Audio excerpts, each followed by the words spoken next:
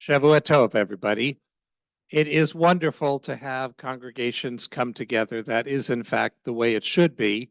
And you'll hear in this conversation, that's actually the way things are moving anyway. So what I wanted to do was give us an overview of where American Judaism has been and some of the challenges we're facing now. And you are all participants in those challenges. So hopefully I may be able to provide a framework and some information, but a lot of what I'm going to talk about, you'll have experienced in the world and in your families. When Jews first came to this country, and I want to divide the history of Jews in America has, like the Passover Seder, two beginnings. Right. So the first beginning, Peter Stuyvesant, New Amsterdam, and there are Jews who move here as individuals, but they move into a country that is not their own, a country that has very strong Christian roots, very strong religious identity, and very strong racial identity. The Jews who moved here did not consider themselves, nor were they considered white. They were considered Jews. And what's intriguing to me about these brave souls who came to the New World is that they, by and large, were not successful in passing along their Jewish identity to the next generations. Almost every American Jew, most of you in this room, are descended from the great wave of immigrants who fled the Tsarist Russia and the Pale of Settlement, a move of millions of Jews who came from the 1880s into the 1920s when Congress shut down immigration. In that regard, you should note that American Jewry is different than Israeli Jewry. Most Israeli Jews are not Ashkenazic. Right? They don't, most Israeli Jews come from the Middle East, North Africa, right? Most American Jews overwhelmingly come from the Pale of Settlement. So the second beginning of American Jewish life is the 1880s, when the Jews flee the Cossacks, Russian anti-Semitism, Polish anti-Semitism, and try to make a fresh beginning here. And the numbers come in such large waves that this is the founding period for American Jewish institutions that we know of today. Hebrew Union College, the Jewish Theological Seminary, Yeshiva University, the Young Men's Hebrew Association, ADL, all of these organizations are birthed in that period of time. And the primary agenda item that faced the Jewish community at that time is, how do we take these people and make them acceptable to America? Which is a dual assignment. How do we make them Americans? And then how do we persuade Americans that they're Americans? So you have groups like the ADL that are working on making the argument that Jews can be good Americans, that there's actually no conflict between the deepest Jewish values and the deepest American identity. And that message permeated the official Jewish community through that period.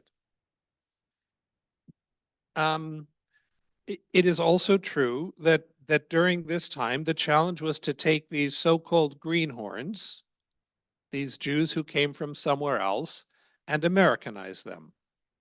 Now, the task was made both more complicated and easier by the fact that the Jews who came to America were overwhelmingly the least educated and the least religious, right? Simply because the rabbis of Europe said it's forbidden to go there. America was, in their mind, trafe, right? You're going to go there, you're going to get seduced by the lifestyle and the opulence, right? And you'll abandon your Yiddishkeit. So the rabbis of Europe prohibited coming to this country, which meant that the Jews who came were the ones who didn't care, right? I often think about all the tefillin straps and all the scheitels that were thrown overboard somewhere on the trip across the Atlantic, a whole lot of frum fish swimming around with Jewish ritual objects, right? But these newcomers come to America and they don't need to be made Jewish. They need to be taught how to get along in America. So you start having classes at the YMCA or the YMHA because they wouldn't go to the CA, but they're learning how to act like Americans. You start to have Jewish social clubs that are organized by where in the Jewish world you're from. The Lithuanians had a club and people had clubs based on where they were from. And at those clubs, you would learn to sit at a set table and eat American food, right? There were programs to teach people English. Some of you may remember the Hyman Kaplan series of comedy writings. It's about a Jew who teaches immigrants how to speak English. It's hysterically funny. But that was the task at hand, and then persuading Americans that we were not a threat, which we were seen as. And at the time, the birth of denominations was very much part of that story. So I grew up, for example, at Congregation Emmanuel in San Francisco, which is a big, magnificent classical reform congregation. To my mind, the most beautiful sanctuary in North America. And it was founded by German Jews who didn't want Russian Jews hanging around.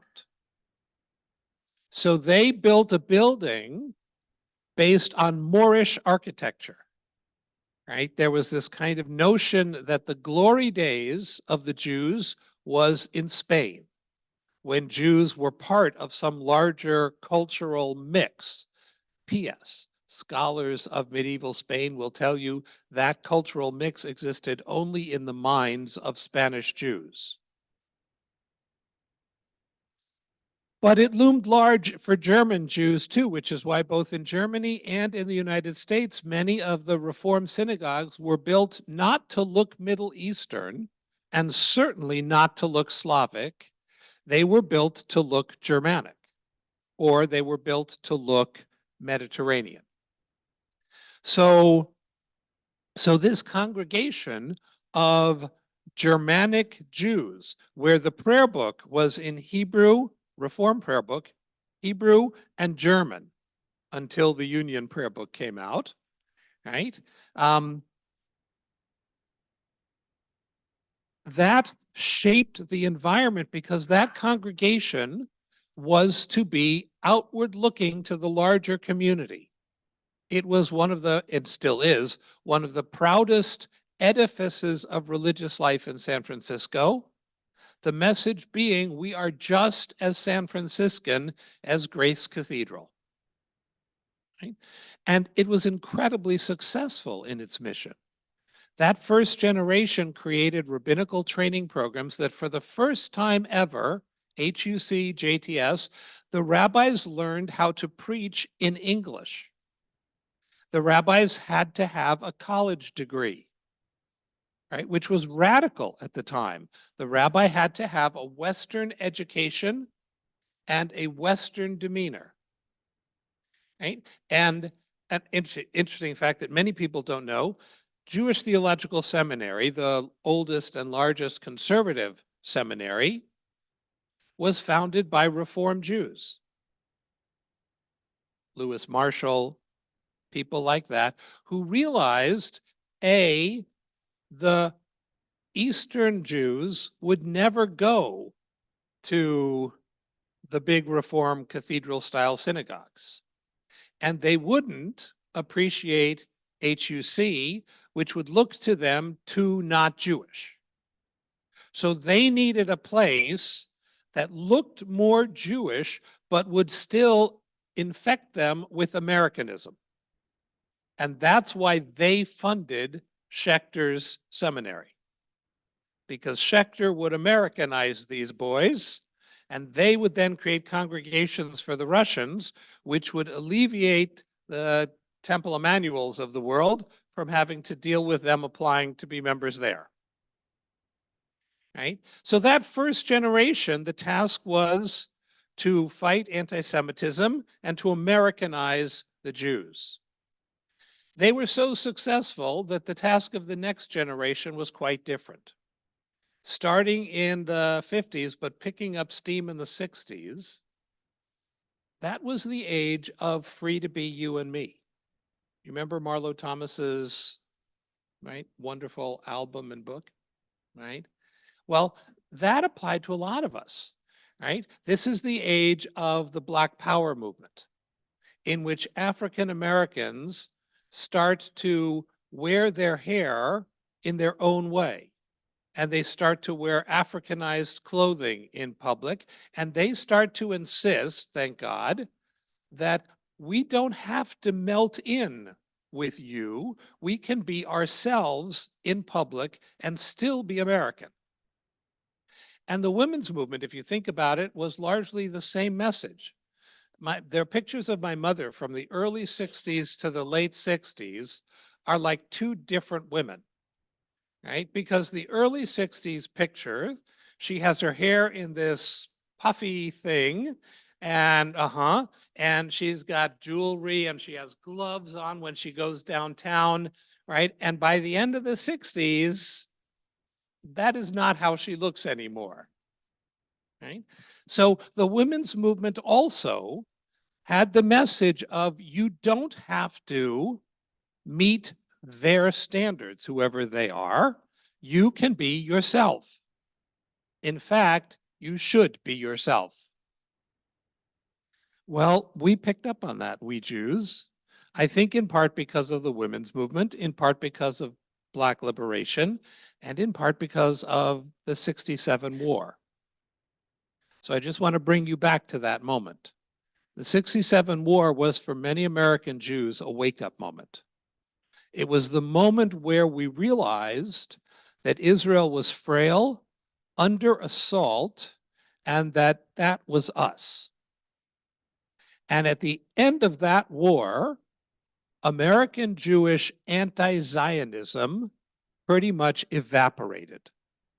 The synagogue I grew up in, Emmanuel, was the center of an organization dedicated to non-Zionist Judaism. That institution collapsed. The opposition of liberal rabbis disappeared, right? And suddenly, American Jewry Zionized. And that meant that the message was no longer, how can we fit in and be real Americans? That was Louis Brandeis's big issue. Our issue was, how can we be authentically Jewish and claim our place in the mosaic of cultures that is America today? That's a very different agenda. So you start to have Hebrew schools of all denominations having conversations not about the ways that Jewish values and American values are aligned, but what are the places where they're different? And how do we teach Jewish kids to be proud of the difference and not to erase that difference? Jews had already broken through in most industries. They were living in any neighborhood. The high school that I attended in the Bay Area had been 10 years earlier one that didn't admit Jewish people. But by the time I got there, none of us knew that. So the issue wasn't acceptance. The issue was what's distinct about us and how do we celebrate that distinctiveness? And we are at the tail end of that period. you can tell by the people who showed up over the weekend that our institutions have really succeeded in creating a space in which Jews feel comfortable. What we didn't anticipate, many of us, is the resurgence of virulent anti-Semitism, the ways in which racial and ethnic animosity have not disappeared in this country and keep resurging, the fragility and militance of partisan politics. I don't mean by that people have strong opinions. We've always had strong opinions. But it does look to me that in the last 10 years, politics is no longer a heated conversation with someone that you then break bread with. It's a winner-take-all fight in which you break something on top of the person you're fighting with. And then relationships get shattered. So how do we, in a world in which we have succeeded beyond our wildest dreams, let me give you a couple examples of that I don't think people talk about enough. The one thing that the two presidential candidates for this upcoming election share in common, I can't think of two things, but I can think of this. They both have Jewish in-laws and Jewish grandchildren. Can you imagine if that had been true of, I don't know, Eisenhower? You know, like we don't talk about the fact that Trump orders the same Hanukkah PJs for his grandchildren that Biden does. There was a picture last December of President Biden's grandson coming to the White House for a sleepover with his grandparents, and he was wearing Hanukkah menorah pajamas. And that picture appeared in all the papers in the United States. And I'm thinking, this would be a Proud Boy nightmare. Right? Pity the anti-Semites who have to look at that picture. And the thing is, it won't get better if their candidate wins. There'll still be Jewish grandchildren schlepping into the White House. Yeah.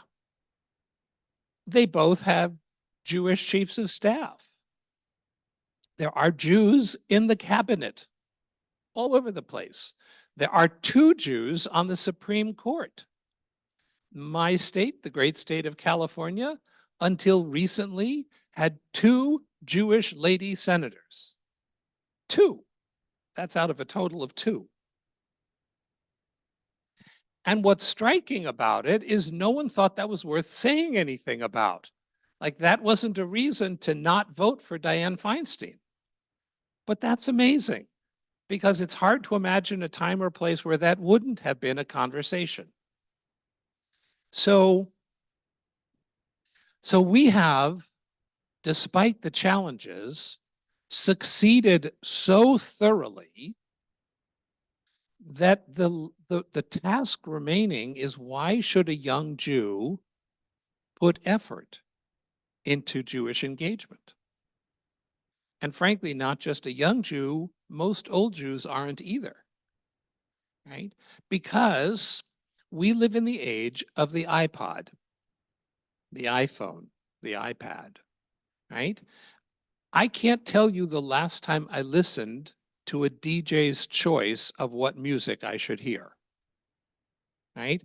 I listen to my music, and half of the time I flip through the songs that I'm the one that put those songs on the list, right? So we have institutions that are set up for an age that doesn't have iPads. Adult education will be Wednesday night at 7:30. Please come here so-and-so, then in this room. But our people don't do that with anything else in their lives. My wife loves listening to podcasts. Me personally, if I wake up after I die and there are podcasts going on, I will know that I did terrible, terrible things in this life. Right? But she listens to whoever she wants to hear when she wants to hear it. And The idea of getting up in the middle of the week and going to some room to hear some pre-scheduled thing, that's just not going to happen. So I think one of the challenges facing Jewish life today is how do we re-understand what Jewish affiliation looks like? It doesn't mean what it meant. Until fairly recently, what affiliation meant for most Jews was you walk into a building, you take out a checkbook, and you write a check. Then you're a member. And then if you're a member, then the rare times you show up, the people there will guilt you into why are you not showing up more often? And for this, you pay. But that isn't happening anymore. They did a poll in Los Angeles. The Federation sponsored a study of the Jewish community, and they asked which group has the greatest number of Jewish contacts in the course of a week? 30 and under, 40, 50, 60 and up. Do you know who has the most frequent Jewish contacts? 30 and under. 30 and under. Because you guys show up to the synagogue once or twice a week. But your grandchildren are listening to Jewish music, watching Jewish news, watching Israeli movies. They're engaged in Jewish conversations on whatever app I've never even heard of, right? Now, we don't know if that's going to be lasting. We don't know if that will actually inform Jewish identity. I'm not saying that's a success, but what I am saying is in terms of frequency of Jewish connection, the younger people are contacting the community, their community, more often. So we haven't figured out how to serve them. We haven't figured out how to reach them or what works to be able to meet their needs. Here's another interesting thing. The largest growing group within the Jewish people in America today is Jewish by identity, by religion, none. Fastest growing group. About 25% of American Jews say, I don't practice any religion and I'm Jewish. And then if you ask those Jews, is being Jewish unimportant, somewhat important, important or very important? 80% say important and very important. 80%. Here's the one I really don't get. The not at all religious, 15% of them think that God gave us the land of Israel. I've lost sleep trying to figure that out. Right? But what it suggests to me is that Jews, young Jews too, are hungry for a Judaism that feeds their spirit. And that it may be we need to think about Judaism not just as a religion, which is the American category, but as an identity. So here I want to say something you may not have heard from a rabbi before. I don't know the rabbis in this room well enough to know. In the biblical period, Judaism was not a religion. There is, in fact, no biblical word for religion. It's not a category. None.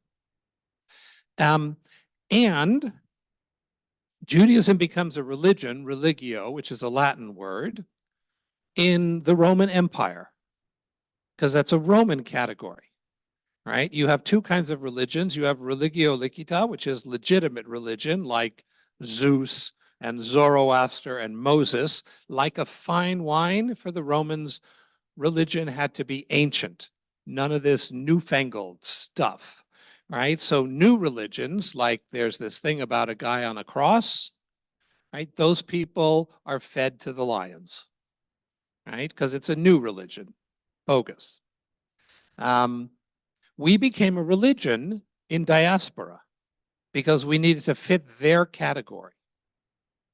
I wonder whether it's a coincidence that at the time that we re-entered our own land and we once again became a nation, that now for young Jews, Judaism isn't a religion, it's their identity. It's who they are. And they're very interested in exploring their identity. They're just not sure they want to hear it as a religion. And we haven't pivoted to give them that.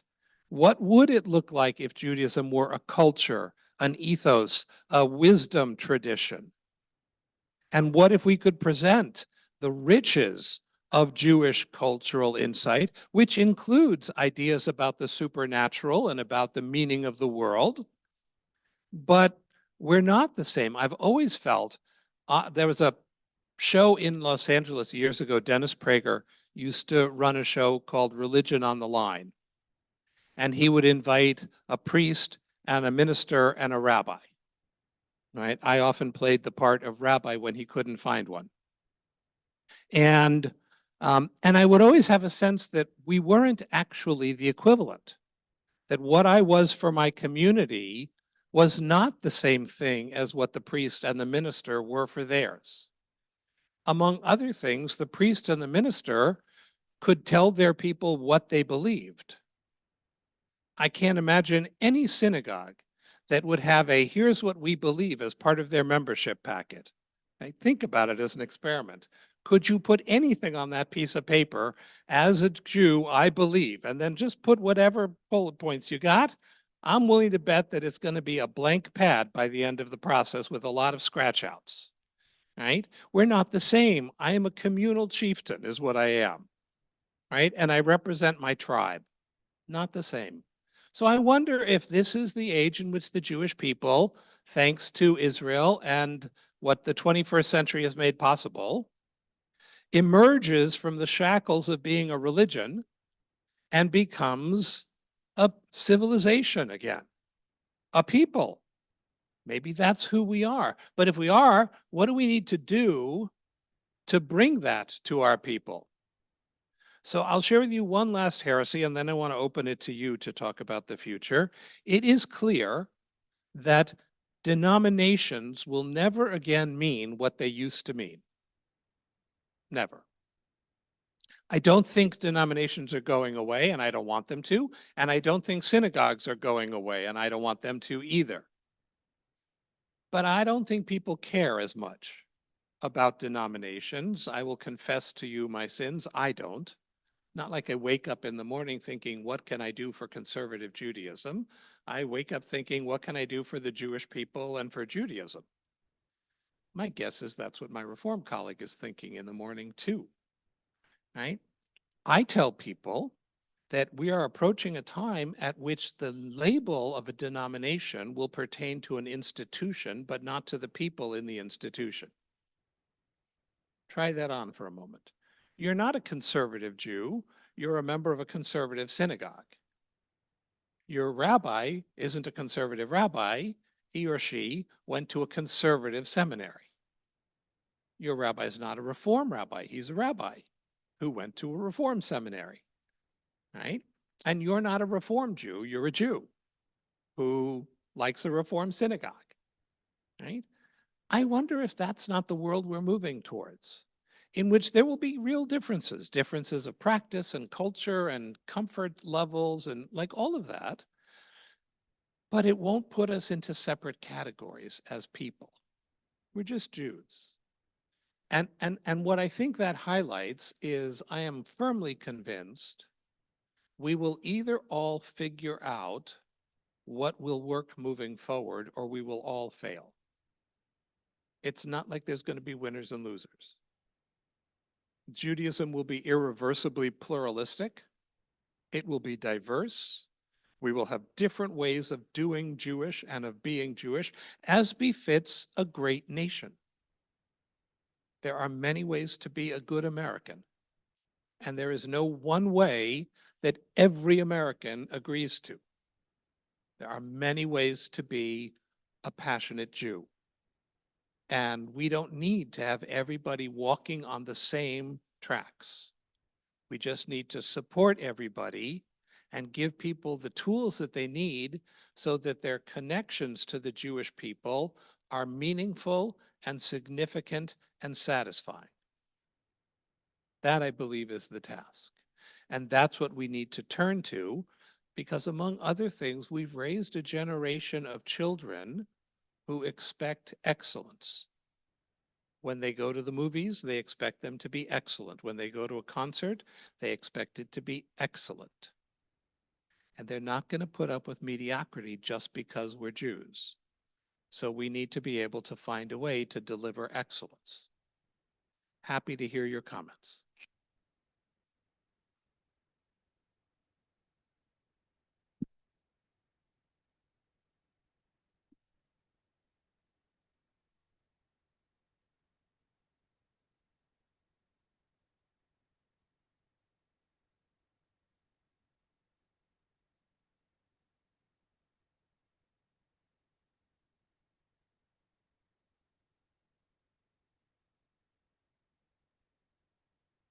I don't, look, those of you who watched me praying today may have noticed I'm fairly traditional.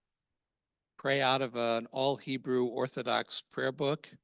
I like it because it lays out the Hebrew like poetry, so I don't confuse it for prose. I daven with my tallis over my head. Um, I'm not calling for radical changes in practice. I'm calling for a new way of thinking about it. So when you think about Judaism as a religion, you think about a theology, because religions have theologies. Here's what we believe. There isn't a list of belief that has worked for the Jewish people. Maimonides tried, Rav Sadia tried. Nobody, I mean, they printed in a prayer book, but go down that list and you put your initials next to each one that you agree with personally, and you'll see what I mean. Um, and then there's shared behavior. But you tell me, does everybody in your shul practice the same? I don't think so either. Um, well, so I was about to get to the Gvina Gedola. Um, does everybody in your congregation believe in God? I mean, they do in mine, but I've never asked them specifically, so I'm just assuming. I'm assuming, in the same way, by the way, that I'm assuming that on Yom Kippur, when I bow all the way to the ground, I assume that all 1,200 of them do the same. And I've never looked up to check on them because that would be insulting. Right? So, and the other thing is, which God do they believe in? Do they believe in the God who answers them personally? Do they believe in God who is a force underlying it all? Do they believe in God who is the ideals of the Jewish people? Do they believe in the God who is the sum total of everything that exists? Like, which God do you not believe in? And then there are plenty of Jews, the old joke, Friedman comes to talk to God and I come to talk to Friedman, right? There are plenty of people. Um, the congregation that I'm part of, ICAR, they have coffee out in the lobby. Really good coffee, by the way, and 5 kinds of whiteners because we are a progressive community, right? So you can get whitening fluids that you didn't even know existed. And don't get me started on what can sweeten the coffee too. There are plant species that I'm convinced they just invented for the labeling, right? But there's a whole lot of people who use the sermon moment to get up and walk out of the room and have a good cup of coffee, and a fair number of people who don't make it back in for Musaf. Right? So what I mean by shifting from religion is not that we don't have a deep spirituality. The Bible had deep spirituality. They just didn't think of what they were doing as religion. They thought of it as being a Jew. And I wonder if we could do that, then what that would do is it would liberate people to do whatever they want to do. So I'll give you 2 for instances that I have noticed. I used to be shocked when rabbinical students applied to my school with tattoos. I am now shocked when they don't. Right? That fight has been lost. You don't have to like it or not. I'm delighted that my children are too old to do that anymore. But I have students who have, what do they call them? Body suits. Like everything that has clothing on has been tattooed. Um, and they want to go to a conservative rabbinical school, right? Like that's interesting, isn't it? And I used to be judgy about it, and I'm just grateful that they're showing up, right? Like I think it's wonderful that they're coming. Um, at the end of a bar mitzvah speech, people break out into applause now. That didn't used to happen back in the day. Oh, here's another one that's now common. The bar mitzvah father and son wear a beautiful suit, often a kind of Paris blue, and then white sneakers so blinding that if you look down, you won't see for 10 minutes. Not yet. But here's the thing. At the end of the day, who cares? Who cares? If the parents like it and it makes the kid happy, who cares?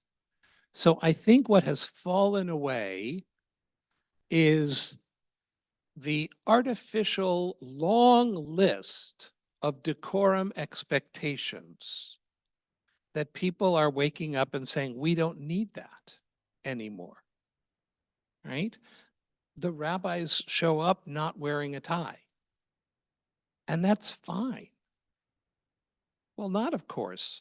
Fairly recently, that wasn't okay. But whether you like it or not, it's not changing anymore. I'm often the only one in the room wearing a tie because I'm a Reform Jew from San Francisco in the 70s, and that's just how you dress, that's all. Speaking about unchanging halacha, um, right? So I think what it's about is about new vessels for old liquids. Right? The liquid is the wisdom and the embrace of Jewish identity. The old containers don't serve anymore. And if we keep trying to force the liquid into the old containers, we will speak to a dwindling number of aging people. But if we can find a container that looks attractive to the next generation, they're hungry for what's inside the container. They are hungry for that. We just need to find a way to deliver it to them.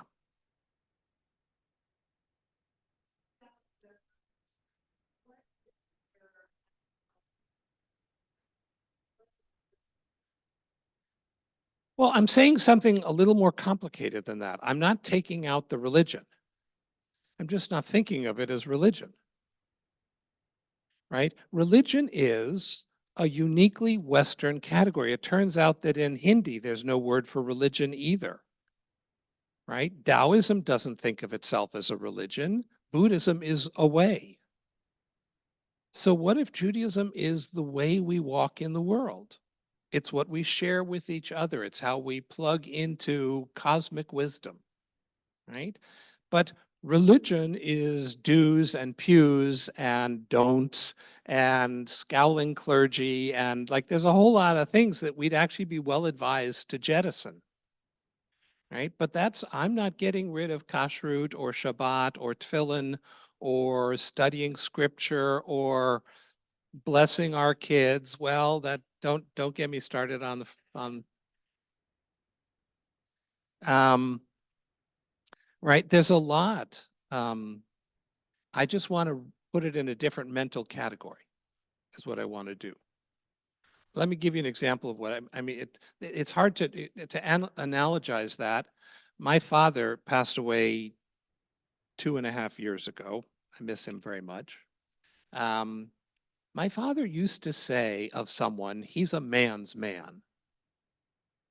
And I never knew what he was talking about when he said that. Like, I don't know what a man's man is, and I also don't know what the alternative is. And it's not like my dad was John Wayne, so like you wouldn't know a man's man if he bit you in the butt, right? That doesn't mean men and women have gone away just because we've changed our understanding of what gender is and isn't. right? One of the things is I'm just not so hung up on it anymore. Categorize yourself however you want. I don't care. Um, and be who you want to be. I also don't care. Um, People will come in all kinds of diverse ways, and our job isn't to categorize them. Our job is to see them and to welcome them and to embrace them, right? And so I think that's what I mean by the shift from religion. Religion is all about classifying and categorizing and then saying, is it inside or outside? And I think that approach has worn itself out. And that what we should try is loving our traditions and our inheritance sufficiently that we share it with anyone who will hear it. And people are invited to try them on. I'll give you a for instance that I witnessed. One of my rabbis is Sharon Brous, who's an incredibly talented um, rabbi. And she just came out with her first book, which is an amazing book called The Amen Effect. And its central idea, which is core to who she is we have to show up for each other. And she discovered a Mishnah. And what I mean by discovered is we've been reading the Mishnah for 1,000 years. I never heard anyone teach this one until Sharon did. And now in my head, it's always Sharon's Mishnah. Right? There's a Mishnah that teaches that when the Jews would do their pilgrimage to Jerusalem, to Mount Zion, there was a door that you would enter in. And if everything was going well in your life, you would go in a circle around the courtyard to the right. And if you were brokenhearted for whatever reason, you would go to the left. And then when you met someone coming from the right, they would say, Ma shlomech, what's happening with you? Tell me your story. We read that Mishnah in rabbinical school and no one thought of it. It was her genius to say, this is actually big. So she had us do it in the synagogue. We actually got up and the people whose lives were hunky-dory walked this way and the people who were brokenhearted for one reason or another walked this way. And then people had to stop them and say, tell me what's up with you.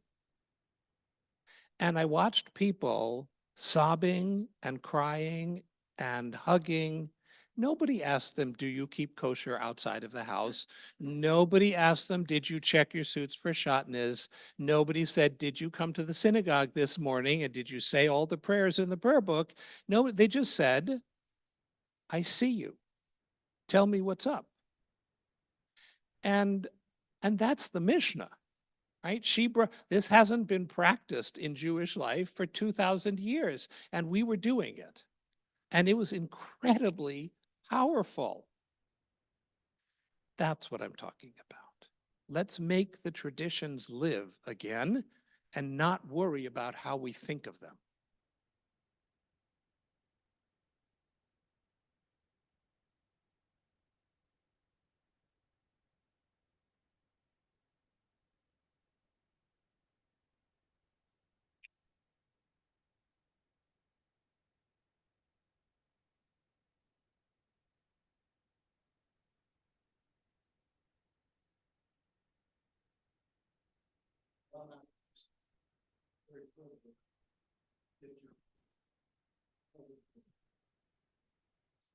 Um, I have a twofold answer to that.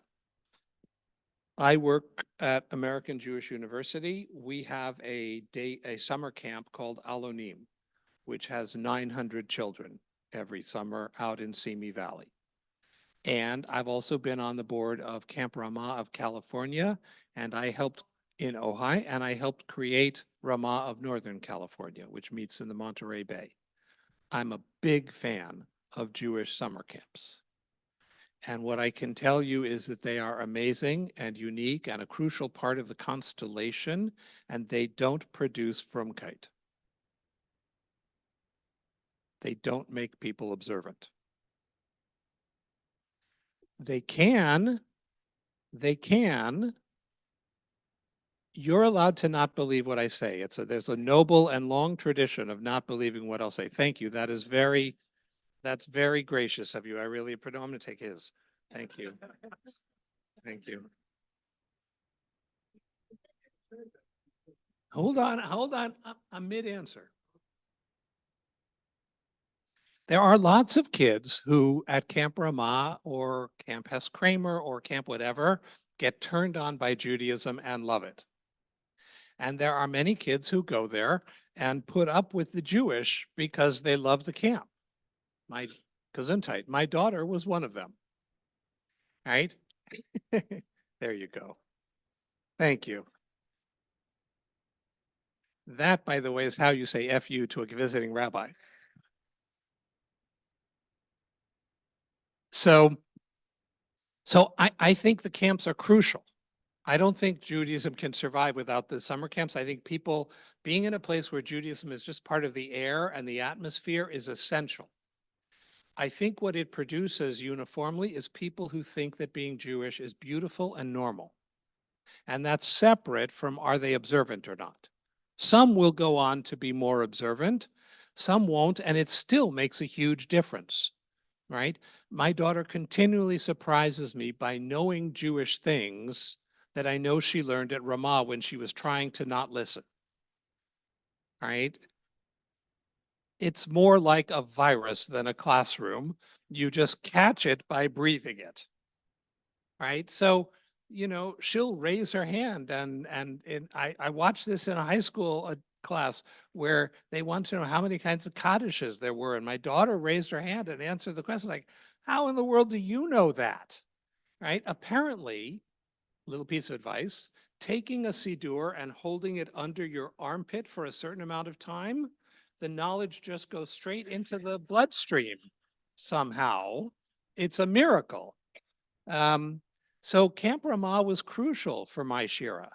And I see among her classmates how important those friendships go on into their adult life. And they loop her back into Jewish community. So I can't think of any Jewish institutions more important than summer camps. And I'm, of course, a big fan of Camp Ramah.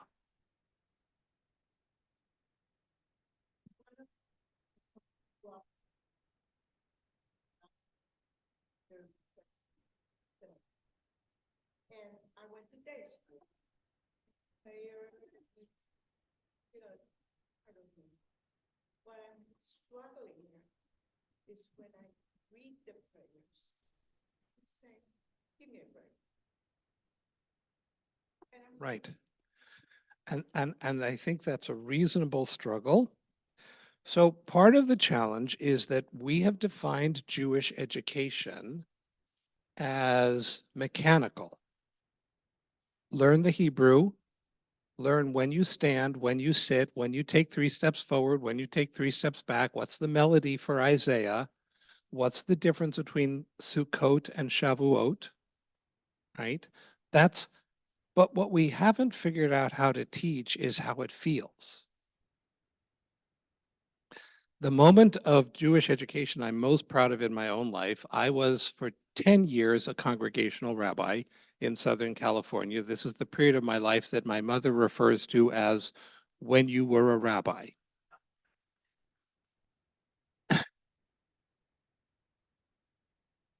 And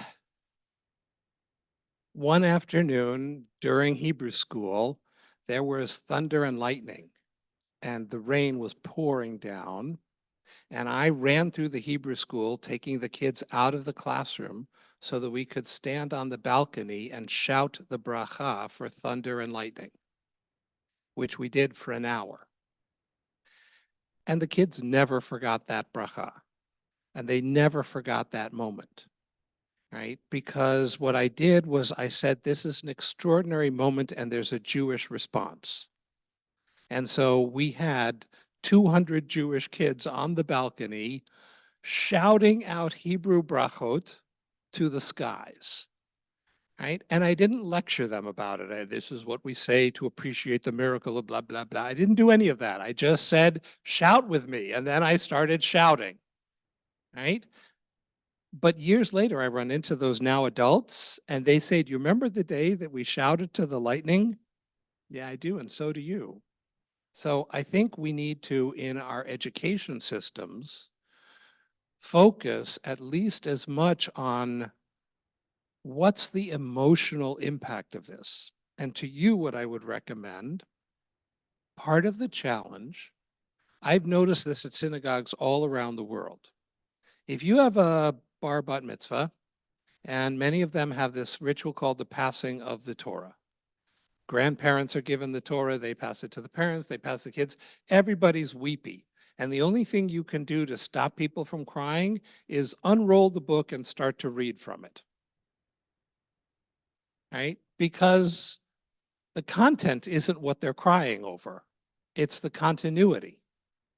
So I want to invite you as a community to come up with some adult ed about the Siddur as poetry. Because I think one of the problems is we read the book as though it's prose, and then it's really uninspiring. But if you read Elizabeth Browning as prose, you wouldn't like her either. Shakespeare, if you take him literally, is not very good. But we understand these are poetic metaphors, and we translate them using our poetry brain. The Siddur is poetry. And a lot of the issues you have with it would be a lot resolved if you could read it as the poetry that it is. What's it getting at? Not the point that it's making. What's the feeling it's trying to evoke? I know.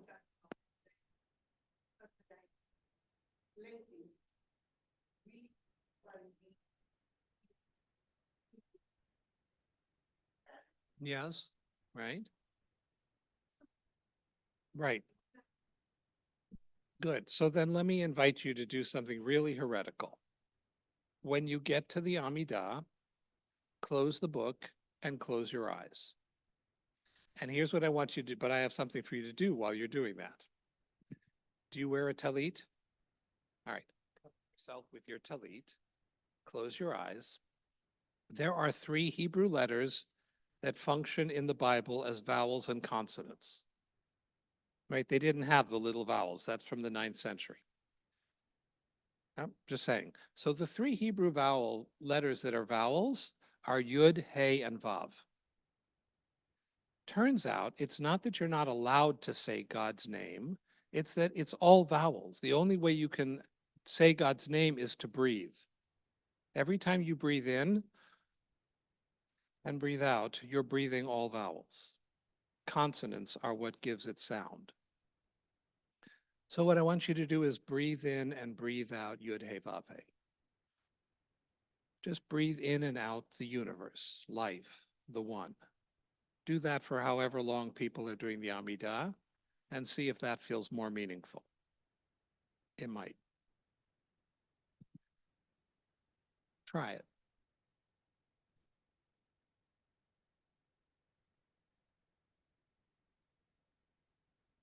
You have to speak louder.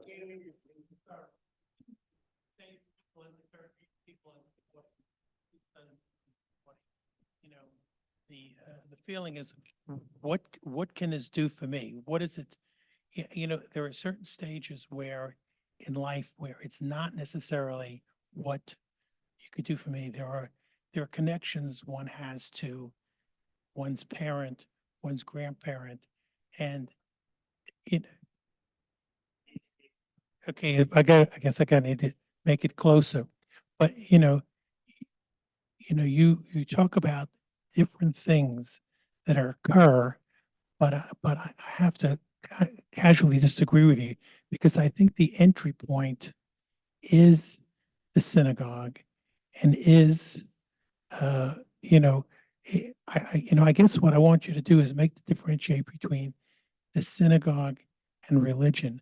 You don't necessarily need, or what I'm understanding is that you don't necessarily see religion because there are people out there that want to be good moral Jews, that do the right thing, that are listening to podcasts. But for me, that's fine. But the entry point still has to be the synagogue. I'm a baseball fan, and you can change a lot of the rules, but there's still you can't. There are certain things you can't change, and one of those things I think you can't change is that you can do different things within the synagogue, but, and maybe when you enter the synagogue, maybe you don't go to services every Saturday, but you still have to have that entry point in order to enjoy all the benefits of Judaism. So I agree with a lot of what you say, and I have a problem. I think that once we start to talk about the entry point, you've already locked out a lot of people. I know a lot of Jews who feel very Jewish who are scared of the front door of the synagogue. And if what you tell them is the bottom line is you have to enter the building before you can engage, they won't. And I don't disagree with you. I think there are things that can only happen in a congregation. I think that having a sense of community is vital to one's health. Look, we live in a time in which Americans are lonely and anxious in unprecedented numbers. And we live at an age in which Americans don't join things in unprecedented numbers. And I think those are related, those two pieces of information. So I don't disagree with you. But I also know that practically, if we say to people, you have to enter the synagogue in order to start collecting the goods, there will be a lot of people who won't or can't. So what I want to say is the synagogue is a set of relationships. It's not a place. It's not an edifice. The synagogue is the relationships. So I want you to take those relationships where we can find the people. We do summer services at the beach. And there are a whole lot of people who show up for those services who don't show up when. Right. So I think it's about, are there ways that the functioning of the synagogue can be carried out of the building? Not instead of in the building, but in addition to, because there are just a lot of people who it's too scary to come through these doors. It's too scary to look at a room full of people who are not your age. It's too scary to listen to people who are praying in a language that you don't speak. And here I want to say it's not just the language, because I also do scholar in residences at Reform synagogues where language isn't the issue, and they still look a lot like conservative congregations to me. So there have to be multiple points of entrance. That's what I meant by the iPad generation. People are used to having the apps they want when they want them. So we need to figure out what are the multiple ways. Some people, their Judaism will be about learning. And some people, it will be about dance and music. And some people, their primary point will be social action. And some people, it will be about socializing. Like there isn't the entry point anymore. Those days are gone. They just won't work. They work for you and me. I will always be a shul Jew. But I'm kind of unique in my family. So you don't want to have that be the only way. Others. Yeah.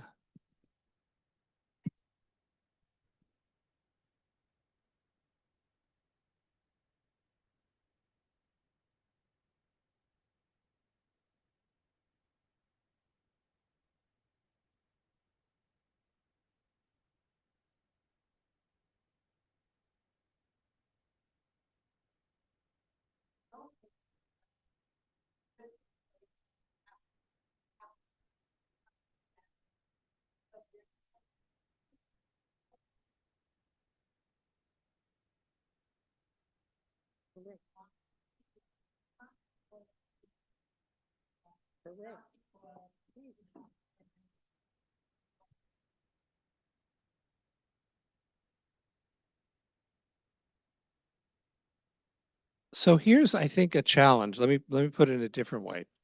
When Mr. Wrigley invented chewing gum, there was no market for chewing gum.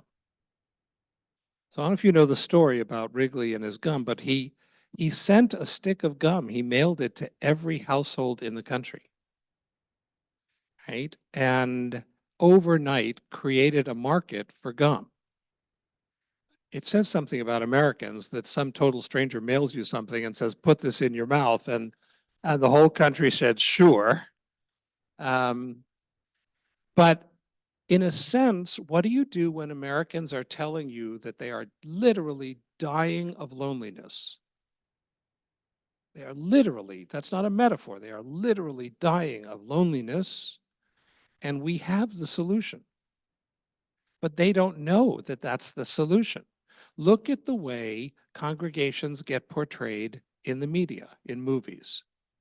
Synagogues are boring, hypocritical, showing off wealth, meaningless liturgy. The mockery of what goes on in a synagogue is endless. You can't find a film where the marvelous Mrs. Maisel, which I loved, right? Like the synagogue and the rabbi were buffoons, right? That's not funny, right? So how do we help people? We have the antidote, and they're not willing to give it a try.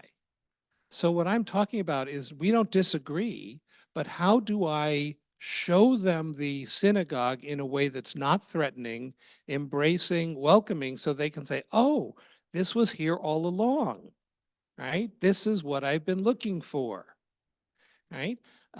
When my father passed away, my congregation was amazing. I would not have survived Shiva without Ikar. They were incredible. The lay people, the rabbis, everybody. My siblings don't have a community. They have wonderful friends. They have wonderful, wonderful friends who are like family, but that's not community.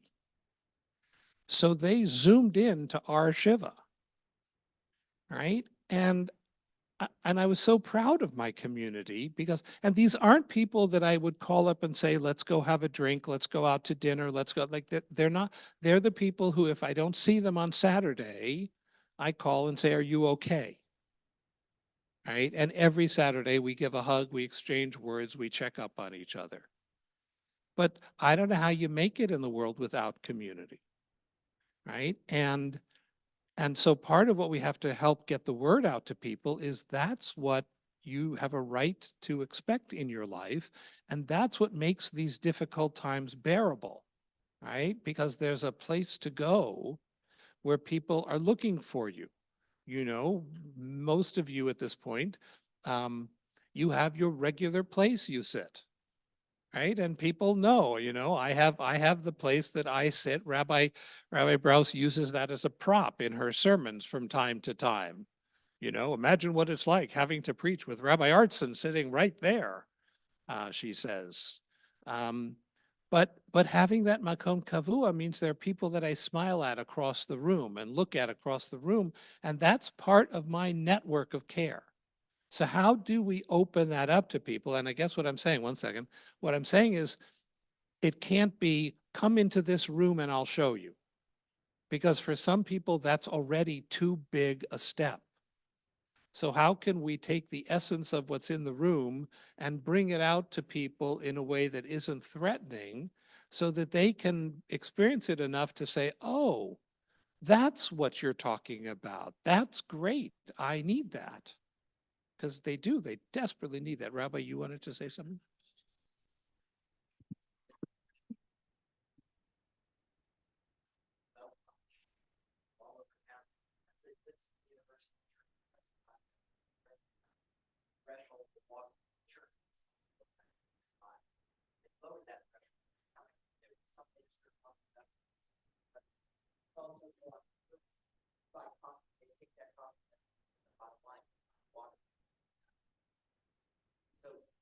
Third spaces are being created. So there is a space, but the threshold is high for everybody. And the only other thing I'll say is I think all of our communities are actually bigger than our campuses.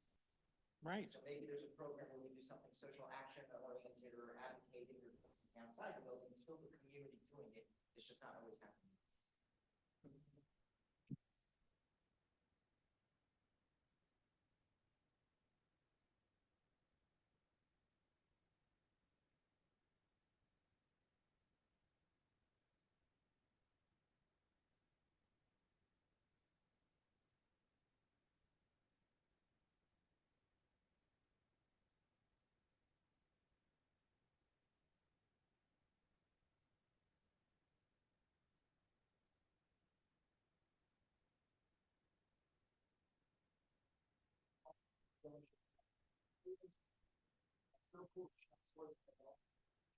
Thank you. And I'm sorry. So, I'm on spot. so the concept is sort of village people to other parts of their Judaism, and they never make it to their job. So let me give you a piece of wisdom that I got from my wife years ago. I was a young congregational rabbi, and I was deeply frustrated because I was pouring my heart and soul into the congregation, and they were still not showing up for every service, every class, every whatever. And I thought I just need to hustle more to do that. And one night, I think she got so exasperated by me that she said, listen, I want to tell you this. I'm only going to say it once. Listen up. If you define success as they are keeping kosher, Shabbos observant, davening 3 times a day, you will have a handful of successes in your career, and you'll ignore all the successes you've had. So I want to give you a different way to look at it. Here's what success looks like. For the larger circle, success is whatever contact they have with you or the Jewish community, at the end of it, they think it was worthy, and they're glad they did it. And that may not lead to anything else. It may be that they say, that was really great, right? The number, every rabbi has had this, the number of people who tell me that's your greatest sermon ever. And I want to say, how would you know?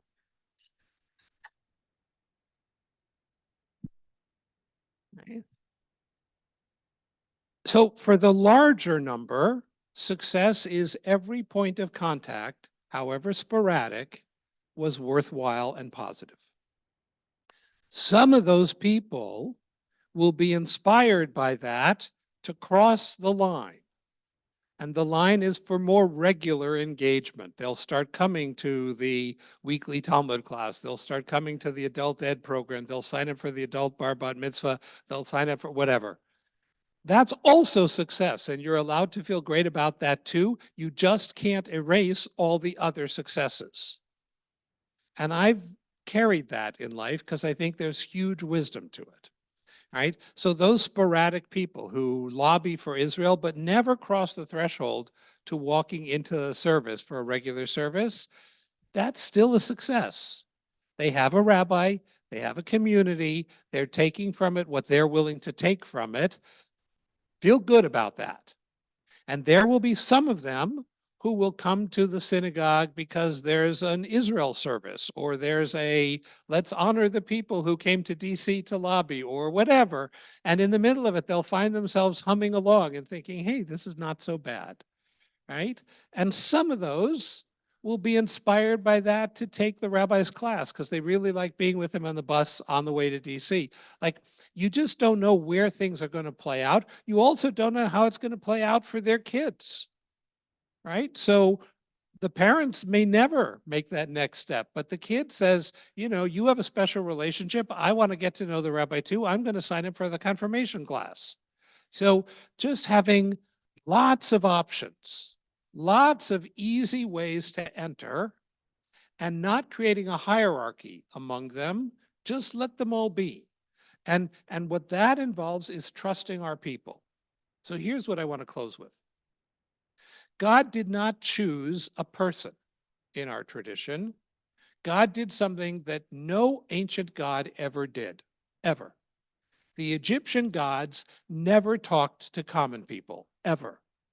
They were not interested in common people. They were interested in Pharaoh, and the Book of the Dead is how, if you're a Pharaoh, you can get into the next world. In the Iliad and the Odyssey, not once does a commoner speak. Not once. Even the slaves who speak in the Iliad and the Odyssey are kidnapped royalty. It doesn't occur to the Greek gods to care about a Greek.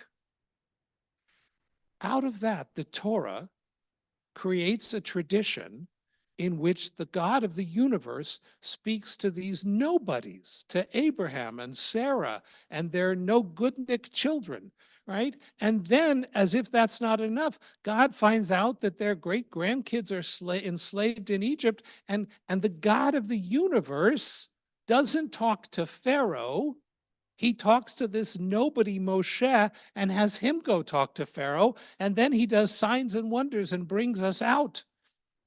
There is no literature in the ancient world like that. Not a single story, not a single book. It has always been one Jew at a time.